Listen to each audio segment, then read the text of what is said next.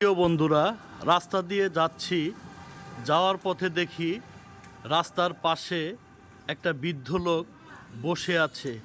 তাকে দেখে আমার অনেক মায়া লাগলো। কাঁপতেছে এই শীতের মধ্যে। তাকে দেখে প্রচণ্ড পরিমাণে আমার মায়া লাগলো। তো আসলে দেখি তার কাছে আমি শুনবো আসলে তার এরকম হওয়ার কারণটা কি। একটু বলবেন আপনার এরকম হওয়ার কারণটা কি?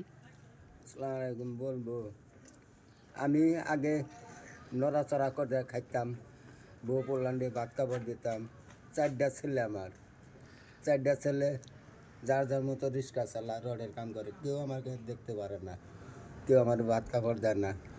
এখন রাস্তা ফুটপাতে চায়া চিন্তা খাই, তাও তেমন দিবার চায় না।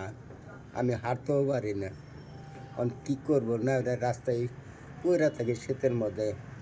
আমার গায়ে দেওয়ার কোনো কিছু নাই, চাই চিন্তা চলি।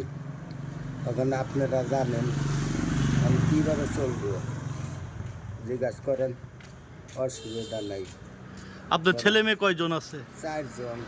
ছেলেরা কি করে? ছেলেরা রিক্সা চালায়, রোডের কাম করে। আমার ভাত কাপড় দেয় না, চলেন কিছুই দেয় না। আপনি তো সারা জীবন তাদের দেখছেন, এখন দেখে না কেন তারা আপনার? তাগরে দেখছি, তাগরে চলে না। আমার কি দেখবো? আমার বুড়ি নাই, বুড়ি মারা গেছে। আমি একা অসহায় চলি আর কি। এই এই এই যে কত মানুষ আছে কম্বল দিচ্ছে, বিভিন্ন কিছু দিচ্ছে, আমি তো আপনাকে কেউ কিছু দেয় নাই? না, যে গেলে বারা না করে, অস্তে অস্তে হাইটা যাই, না করে। ও, আপনি কি এখানে বসে থাকেন সব সময়? এখানে সবসময় বসে থাকি। শীতের কাপড় নাই? শীতের কাপড় নাই। এই পুরান কাপড় দিয়ে এইভাবেই বসে থাকেন? এইভাবে বাবা বসে থাকি, কি করবো আর। আপনি কি এখানে শুয়ে থাকেন? এখানে শুয়ে থাকি। আপনার জায়গা নাই? জায়গা নেই, আমার বাড়ি ঘর নাই, আমার থাকার মতো জায়গা নাই। কি করব? থাকার মতো জায়গা নাই, আমার বাড়ি ঘর নাই, ইতিম আমি। এই জায়গায় রাতের তো শুয়ে থাকি। আর কি করব বাবা, সারাদিন চায়া চিন্তা খাই, আর এই জায়গায় এরাইতে সন্ধ্যার বেলা শুয়ে থাকি। সবার কাছে কি আপনার কোনো কথা আছে?